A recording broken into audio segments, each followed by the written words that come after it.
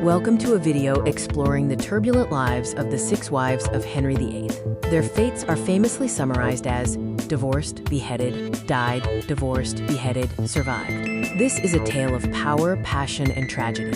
Henry VIII began his reign as a handsome, athletic Renaissance prince. However, he became a tyrant driven by the desperate need for a male heir. His desire for a son led him to break England from the Catholic Church, forever changing the course of history. We return to the rhythmic legacy of 6 remarkable women, remembered by the sequence of their endings: divorced, beheaded, died, divorced, beheaded, survived. Wife number 1, Catherine of Aragon, the Spanish princess. Catherine of Aragon was the loyal queen, daughter of Ferdinand and Isabella of Spain. She was married to Henry for 24 years, longer than all his other wives combined. Tragically, she suffered multiple miscarriages, with only one daughter, Mary, surviving. Henry based his quest for annulment on Leviticus, arguing his marriage was cursed because Catherine was his brother's widow. When the Pope refused, Henry declared himself the head of the Church, leading to the English Reformation. This was Henry's great matter. Catherine was stripped of her title and exiled to Kimbolton Castle. She died in 1536, maintaining until her last breath that she was the Queen of England. Her fate was divorced. Wife number 2, Anne Boleyn, the game changer.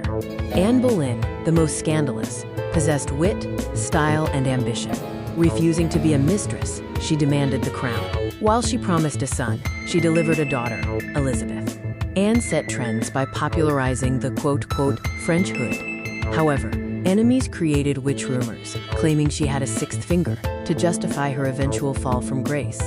Anne was accused of adultery, incest, and treason, charges largely fabricated. Her fate was beheaded. Henry imported a swordsman from Calais for a cleaner strike. The Lady in the Tower remains a tragic figure. Wife number 3, Jane Seymour, the true wife. Jane Seymour, the submissive opposite of Anne, was calm and pale. Henry viewed her as the perfect wife, who was, quote, bound to obey and serve. She reconciled Henry with his daughter Mary. Jane achieved the Golden Prize by giving birth to the male heir, the future King Edward VI, in 1537. Tragically, Jane died just 12 days after the birth from childbed fever. Henry called her the person I loved the most. She was the only wife buried beside him. Her fate was died. Wife number 4, Anne of Cleves, known as the Flanders mare. This was Henry's royal blind date. He chose Anne based on a flattering portrait by Holbein. However, when they met, he famously declared, "I like her not," finding her unsophisticated. Anne made the smartest move by wisely agreeing to an annulment without a fight. Her cooperation earned her a generous reward, including Hever Castle and the title, the King's beloved sister.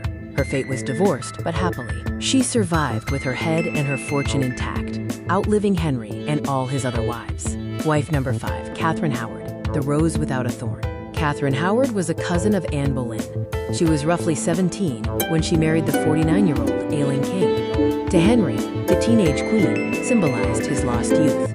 Naive and reckless, Catherine continued affairs with younger men. Her fall was swift upon discovery. She was executed at the Tower Green, barely 20 years old.